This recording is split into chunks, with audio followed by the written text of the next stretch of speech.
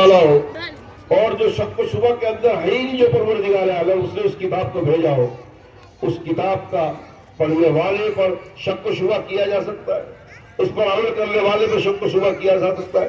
شرط یہ ہے کہ اللہ ہمیں اس کے عمل، اس کے کہنے کے مطابق عمل کی توفیق نصیب فرمائے۔ ظاہر چیز ہے کہ بڑوں کا ادب اور ماں باپ کی تربیت سے بچے جو ہے وہ بڑوں کا ادب سیکھتے ہیں اور چھوٹوں پر مہربانی کرتے ہیں۔ لیکن ہمارا معاملہ یہ ہے، ہم بڑوں کو مانتے تو ہیں لیکن بڑوں کے حکم کی تعبیر نہیں کرتے، بڑے جیسا اخلاق اپنے اندر پیدا کرنے کی کوشش نہیں کرتے۔ اور ظاہر چیز ہے کہ اگر آپ کوئی بندہ نیک کام کر رہا ہے، اس کی برائی پہ نظر رکھیں گے تو اس کے اندر خامیاں نظر آئی۔ شیخ الہند مولانا محمود حسن صاحب جو اسیر مالٹا جیل میں رہے اور ریشمی تحریک نوران کے بانی تھے، وہ کہا کرتے تھے کہ لوگوں کی اچھائیوں پہ نظر رکھو، برائیوں پہ نظر مت رکھو۔ اگر برائیوں پہ نظر رکھو گے تو ابوبکر صدیق میں بھی برائی نظر آئے گی، عمر فاروق میں بھی برائی نظر آئے گی۔ اچھائیوں پہ نظر رکھو، خامی ڈھونڈنے بیٹھے ہوئے، اللہ نے ہر انسان کے اندر خامی بھی رکھی ہے اور اچھائی بھی رکھی ہے۔ کسی انسان کو اللہ نے بیکار پیدا نہیں کیا ہے، اس کو اپنا خلیفہ بنا کر پیدا کیا، اور ظاہر بات ہے خلافت اسی کو دی جاتی ہے جس کے اندر اس پیدا کرنے والی کی تھوڑی صفت اس کے اندر موجود ہو۔ اللہ خود محبت کا پوری کائنات سے کرتے، وہ محبت کی صفت انسان کے اندر دی ہے۔ اسی محبت کو عام کرنے کے لیے اسلام کا پیغام دیا کہ کسی غریب کو کسی امیر پر کوئی فوقیت نہیں، کسی عجمی کو کسی عربی پر کوئی فوقیت نہیں۔ اس کے ماں کے پیٹ سے آزاد پیدا ہوا ہے، اللہ کا بندہ ہے، اللہ کا بندہ رہے گا اور اللہ کا بندہ رہتے ہی وہ اس دنیا سے چلا جائے گا۔ اس انداز سے زندگی جو گزرے گی اللہ راضی ہو جائے گا۔ ظاہر چیز ہے یہ وہ پیغام مفتی توصیف یہاں اپنے اس قرآن کے مدرسے سے اور یہ انگلش میڈیم کے حالات کے تحت جو تعلیم ہے اس کا بھی دے رہے ہیں۔ دنیا کی ساری تعلیم معلومات ہے، اصل علم قرآن کا علم ہے۔ جب یہ اصل علم قرآن کا مل جائے گا، یہ دنیا کی ساری تعلیم کی معلومات پورے شباب پر ہوگی اور وہ انسان کامل بن جائے گا جو قرآن پاک پر اور اللہ کے نبی صلی اللہ علیہ وسلم کی سیرت کو سمجھ کر اس پر عمل کرے گا۔ آج سب سے بڑی افسوس بات یہ ہے کہ ہم نے اپنے نبی جناب رسول اللہ صلی اللہ علیہ وسلم کی سیرت کو بھلا دیا۔ ہم نے قرآن پاک کو صرف جزدانوں میں لپیٹ کر لوگوں کو احسان ثواب پہنچانے کے لیے اور بچوں کو یعلمون تعلمون پڑھانے کے لیے ہم نے رکھ دیا۔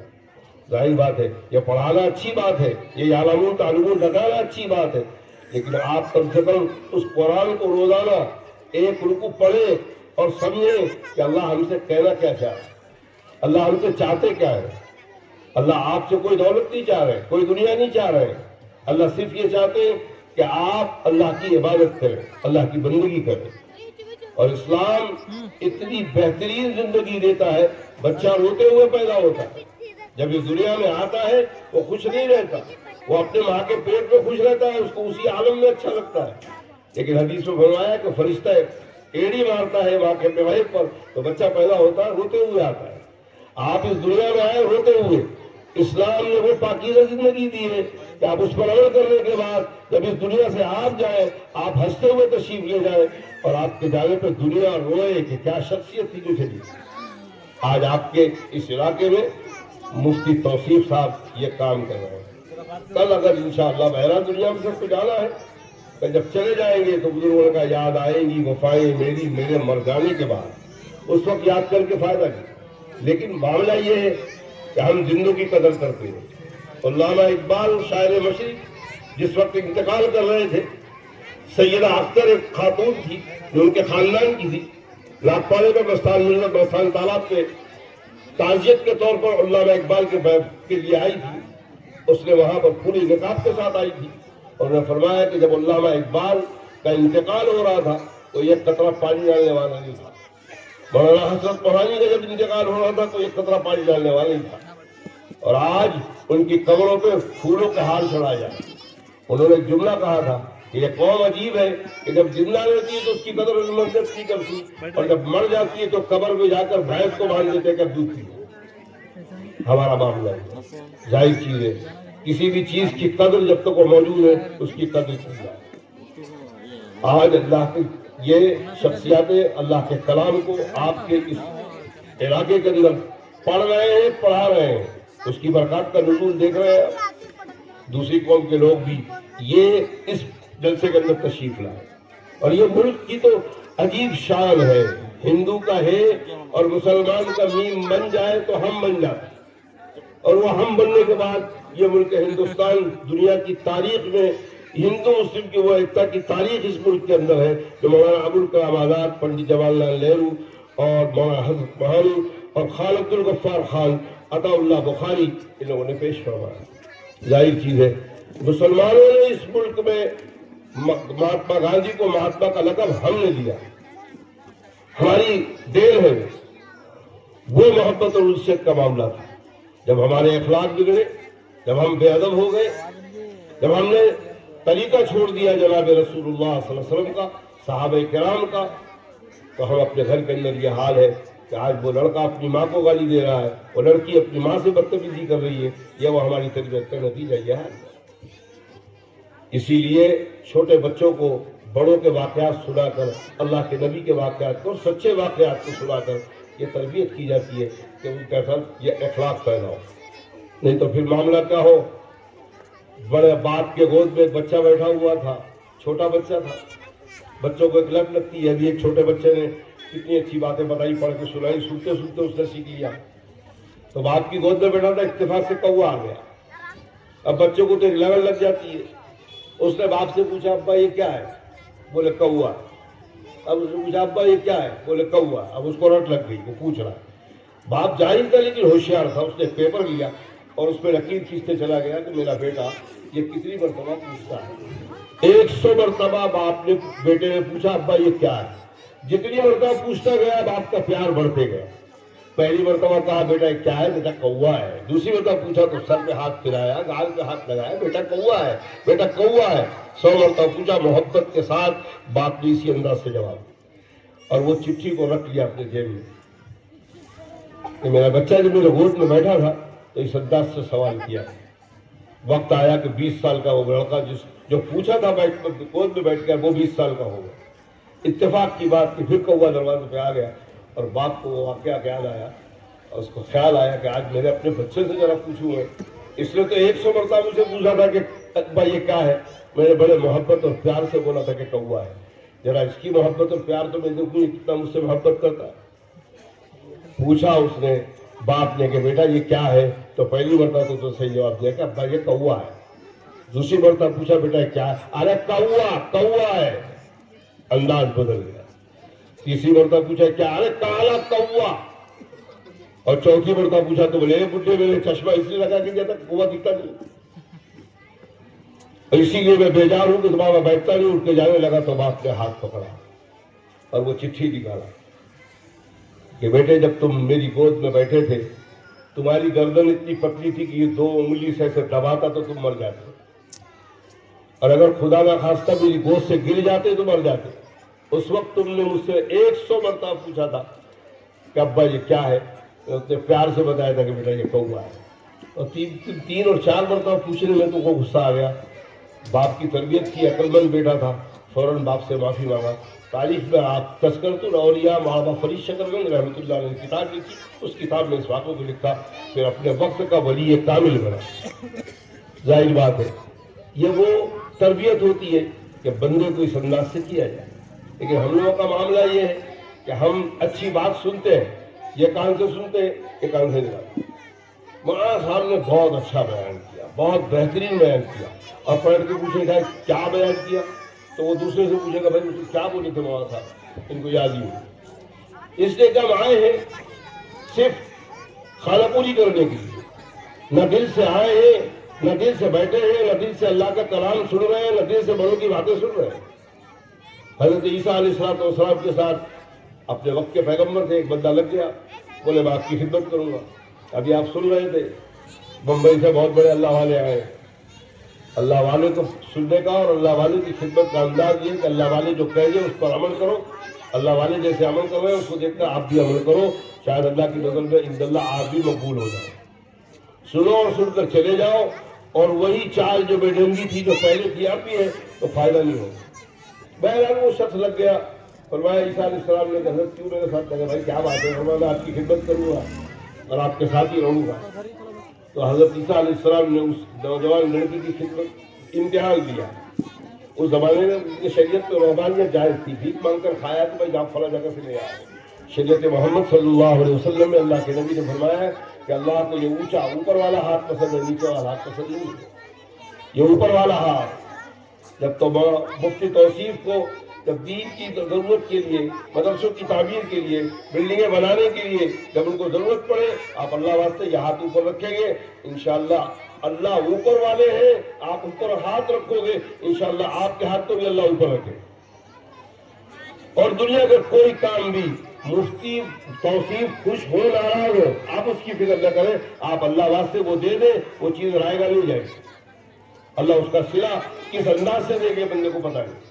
تو بہرحال حضرت عیسیٰ علیہ السلام نے فرمایا گاؤں سے جاؤ، ہم 2 آدمی ہیں، کچھ روٹی لے آؤ. انہوں نے گیا اس درمیان میں مانگا تو 3 روٹی ملی. اب اس نے سوچا کہ آدمی ہم 2 ہیں، وہاں جائیں گے تو 1.5 روٹی ملے گی، تو کیوں نہ ایک میں پہلے کھا لوں. کہتے دوسرے پیٹ میں کھاؤں گا تو پورا پیٹ بھر جائے. 1 روٹی کھا لیا اس نے. حضرت کے پاس آیا، حضرت سے پوچھا بھائی کتنی روٹی چاہیے؟ روٹی تو ہی. حضرت کو اللہ نے معجزہ دیا تھا، مردوں کو زندہ کیا کرتے تھے. ہرن کا ایک ریوڑ جا رہا تھا، ایک ہرن کو آواز دیا، ایک ہرن آواز سے چلے آئے، وہ آ گئی. اب حضرت نے پتھر سے رگڑا، اس کو تلن کیا اور گوشت. اب یہ بیچارہ سر سجوایا کہ میں تو وہ روکی سوکھی روٹی گلے میں اٹک رہی تھی، کھایا، مجھے کیا معلوم تھا کیا گوشت ملنے والا. بہرحال ہرن کا گوشت رکھا گیا، کھانے کے بعد آپ نے ہڈی جمع کی، ایک کپڑا رکھا، کم باذن اللہ کے نام سے زندہ ہو کر چلی گئی. اب اس لڑکی نے حضرت کا خیر پکڑ لیا. بولے حضرت آپ کو مان لیا، آپ بہت اللہ والے، بس آپ کو مان لیا. ارے کیا کو مان لیا؟ فرمایا یہ ہرن میری ہماری خالہ دار بہن کیوں نہیں تھی، آپ نے اس کو بلایا، وہ آ گئی، پھر اس کو ذبح کیا، کھائے، اور کھانے کے بعد پھر ہڈی جمع کر کے آپ نے مان لیا آپ کو کہ آپ اللہ والے. مان لیا. بولا روٹی کتنی تھی؟ بولے روٹی تو 2 ہی تھی. ہمارا بڑوں کا ماننا اس انداز سے. اللہ ہمیں ہدایت نصیب فرمائے. آگے چلے تو سمندر پڑا تو حضرت عیسیٰ نے فرمایا کہ جہاں جہاں میرے قدم پڑتے وہاں پر قدم رکھ کے آ، انشاءاللہ سمندر میں ڈوبے گا نہیں. لیکن اب اس کو تو معلوم تھا کہ 1 روٹی میں کھا چکا، تو بولے میں ڈوب جاؤں گا. فرمایا نہیں، جہاں میرے قدم رکھتے وہاں قدم رکھ، نکل جائے. پورا سمندر پار ہو گیا. جب پار ہو گیا تو پکڑ لیا. بس مان لیا، آپ اللہ والے، مان لیا. بولے روٹی کتنی تھی؟ بولے روٹی تو 2 ہی تھی. یہ ماننا ہے. پھر حضرت نے پوچھا کیوں مان لیا؟ فرمایا سمندر میں آپ ایسے چلے جیسے خشکی کے طور پہ چلے، اور آپ ہم کو لے کے اس پار کر دیا. مان لیا. روٹی کی 3 روٹی ہوئی. آگے بڑھے، 3 سونے کی اینٹ ملی. حضرت فرمایا بھائی ہم 2 آدمی ہیں، سونے کی اینٹ 3 ہے، اب اس کو بانٹے کیسے، اس کو کاٹے کیسے؟ ایک اینٹ کو کاٹے گا کیسے؟ ایک کام کرتے ہیں کہ 1 روٹی تم نے کھایا، 1 اینٹ تم نے، 1 روٹی میں نے کھایا، 1 روٹی میں لے لوں. 1 روٹی حضرت نے کھالی کھایا، 1 روٹی وہ جو تیسری فرمایا حضرت خدا کی قسم وہ تیسری روٹی میں ہی کھایا. حضرت نے فرمایا بھائی اسی لیے فرمایا کہ تیرا کام نہیں میرے ساتھ، یہ 3 اینٹ چھوڑنے کے لیے، اور تو میرا راستہ چھوڑ اور میرے ساتھ چھوڑ دیا. حضرت چلے گئے. 3 ڈاکو آئے، اس کی گردن ماری، تینوں بیٹھ گئے. ایک سونے کی اینٹ مل گئی. ایک نے بولا بھائی اب سونے کی اینٹ تو مل گئی ہے، اب بھوک لگی، کچھ ناشتہ پانی جا کر لے کر آ جاؤ. تو ناشتہ پانی کر کے پھر لے کے چلتے. وہ ناشتہ پانی لینے گئے. یہ دونوں جو بیٹھے ہوئے تھے انہوں نے سوال کیا بھائی یہ آتا ہے تو اس کو بھی اس کے پاس پہنچا دو گردن مار کے، اپنے کو 1.5 اینٹ ملے گی. وہ جو گیا کھانا لینے، اس نے بولا اس میں زہر نہیں ملا کے جاؤ کہ یہ دونوں کھا کے لمبے ہو جائے، تینوں میرے کو مل جائے گی. وہ وہاں زہر ملا کے لایا. ان کا پلان تھا، اس نے کھانا جیسے رکھا اس کی گردن مارے. اینٹ کتنی ہے؟ سونے کی 3. لاش کتنی پڑی؟ 2. یہ دونوں جو کھائے یہ بھی لمبے ہو گئے. لاش پڑی ہے 4.